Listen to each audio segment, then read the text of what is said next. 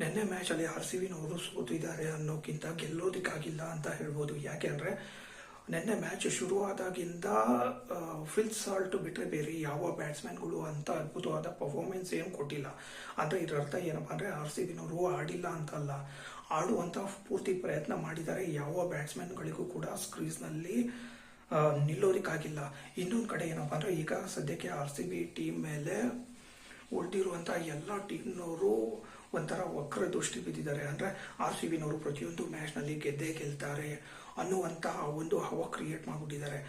ಆ ಒಂದು ಹವನ ಹೇಗಾದರೂ ಮಾಡಿ ತೆಗಿಬೇಕಲ್ಲ ಅಂತ ಹೇಳ್ಬಿಟ್ಟು ಉಳಿದಿರುವಂಥ ಎಲ್ಲ ಟೀಮ್ನ ಫ್ಯಾನ್ಗಳು ಅವರ ದುಷ್ಟಶಕ್ತಿ ಪ್ರಭಾವನ ನಿನ್ನೆ ಮ್ಯಾಚ್ನಲ್ಲಿ ಬಿಟ್ಬಿಟ್ಟಿದ್ದಾರೆ. ಅದಕ್ಕೆ ನೀವು ನೋಡಿರ್ಬೋದು, ಬ್ಯಾಟ್ಸ್ಮನ್ಗಳು ಬ್ಯಾಟಿಂಗ್ ಆಡೋದಕ್ಕೆ ಆಗ್ತಾ ಇರಲಿಲ್ಲ, ಬೌಲರ್ಸ್ಗಳು ಬೌಲಿಂಗ್ ಮಾಡೋದಕ್ಕೆ ಆಗ್ತಾ ಇಲ್ಲ.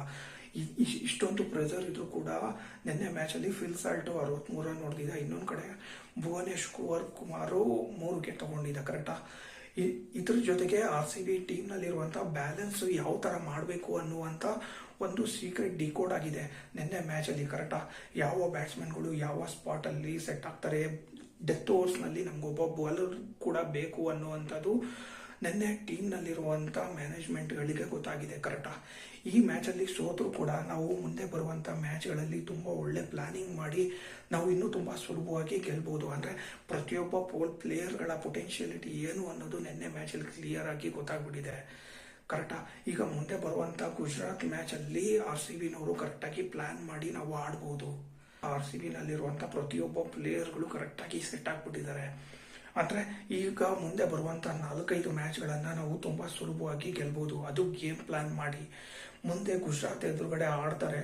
ಆ ಒಂದು ಮ್ಯಾಚಲ್ಲಿ ಒನ್ ಸೈಡ್ ಮ್ಯಾಚ್ ಆಗುವಂಥ ಚಾನ್ಸಸ್ ಇದೆ. ಯಾಕೆಂದರೆ ಈಗ ಸದ್ಯಕ್ಕೆ ಗುಜರಾತ್ನವರು ಕೂಡ ಒಳ್ಳೆ ಫಾರ್ಮಲ್ಲಿ ಬಂದಿದ್ದಾರೆ. ಅವರು ಫೈಟ್ ಮಾಡಿದ್ರು ಕೂಡ RCBನವರು ಅವ್ರ ಎದುರುಗಡೆ ಒಳ್ಳೆ ಫೈಟ್ ಮಾಡಿ ಗೆದ್ದೇ ಗೆಲ್ತಾರೆ. ನಿನ್ನೆ ಮ್ಯಾಚಲ್ಲಿ ಲಾಸ್ಟ್ ಓವರ್ ಡ್ರಾಮಾದಲ್ಲಿ ನೀವು ನೋಡಿರ್ಬೋದು, ರೊಮೋರಿಯೋ ಶೆಫರ್ಡ್ಗೆ ಇವರು ಬೌಲಿಂಗ್ ಕೊಟ್ಟಿದ್ದು ತುಂಬ ದೊಡ್ಡ ತಪ್ಪಾಯಿತು. ಆದರೆ ಇನ್ನೊಂದು ಕಡೆ ಅದು ಒಳ್ಳೆಯದು ಕೂಡ ಆಯಿತು. ಯಾಕೆ ಗೊತ್ತಾ? ಈಗ ನಾವು ರೊಮೋರಿಯೋ ಶೆಫರ್ಡ್ ಜಾಗದಲ್ಲಿ ಜಾಕೋಬ್ ಡಫಿನ ತಗೊಂಡ್ಬಂದ್ಬಿಟ್ಟು ಡೆತ್ ಓವರ್ಸ್ನಲ್ಲಿ ಬೌಲಿಂಗ್ ಮಾಡಿಸಿ ಮ್ಯಾಚ್ನ ಗೆಲ್ಬಹುದು ಅನ್ನುವಂಥ ಕನ್ಫರ್ಮೇಷನ್ ಕೂಡ ಸಿಕ್ಕಿದೆ. ಈ ಡೇವಿಡ್ ಮಿಲ್ಲರು ಗುಜರಾತ್ ಎದುರುಗಡೆ ಆಡಿದಾಗ ಇದೇ ಡೆಲ್ಲಿ ಟೀಮ್ನವರು ಒಂದು ರನ್ನಿಂದ ಸೋತಿದ್ರು. ಅವಾಗಲೇ ನನಗೆ ಯಾಕೋ ಅನುಮಾನ ಬಂದಿತ್ತು, ಇವರು ಡೆಲ್ಲಿನವರು ಬೆಂಗಳೂರಿಗೆ ಬಂದಾಗ ಇವರೇನೋ ಜಾದು ಮಾಡ್ತಾರೆ, ಇಲ್ಲಿ ಏನೋ ಸಮಸ್ಯೆ ಇದೆ ಅಂತ. ಆದರೆ ಅದು ನೆನ್ನೆನೇ ಬರುತ್ತೆ ಅಂತ ನಾನು ಅಂದ್ಕೊಂಡಿರಲಿಲ್ಲ. ಇದ್ರ ಜೊತೆಗೆ ನಿನ್ನೆ RCBನವರು ಅಷ್ಟು ಸುಲಭವಾಗಿ ಸೋತಿಲ್ಲ ರೀ.